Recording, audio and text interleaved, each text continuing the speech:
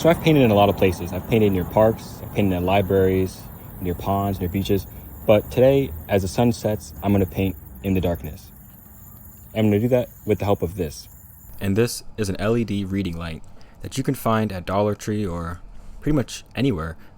It comes with a clip, and basically I went ahead and I clipped it onto my sketchbook setup, and then I was able to pretty much illuminate my whole page. So one of the biggest issues you're going to deal with in plein air painting is how quickly the light changes.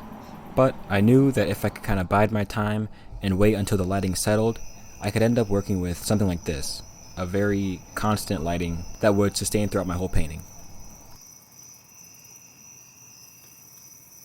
So here we are. I think it was about 8 o'clock at night, and as you can see here, the little book light that I bought actually did a really good job of lighting up my whole page, so I was able to see everything I was working on. And so yeah, that is essentially what enabled me to even be able to do this in the first place.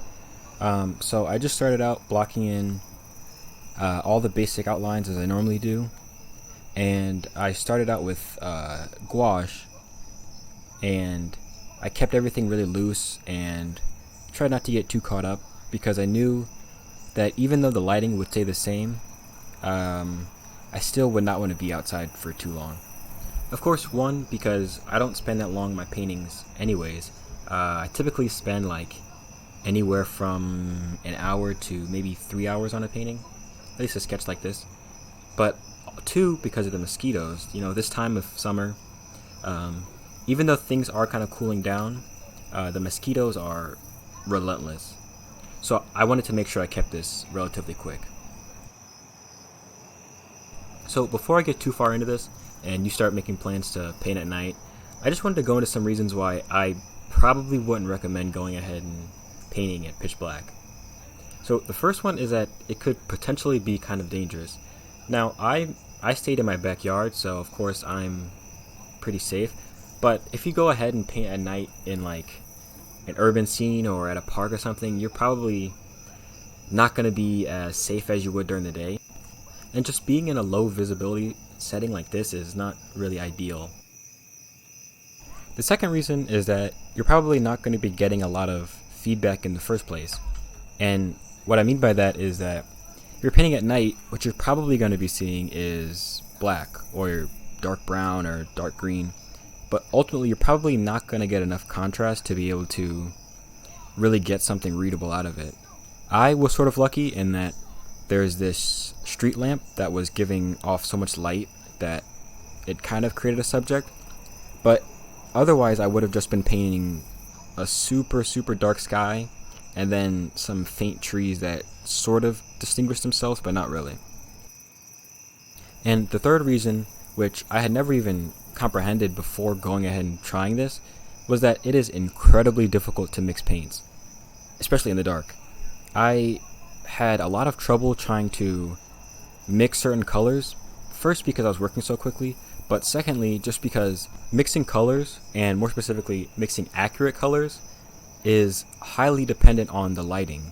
So inside with kind of warm traditional lighting, you're going to be able to see colors in the way that they look there, but then you take it outside and then you're working under this super cold tiny lamp.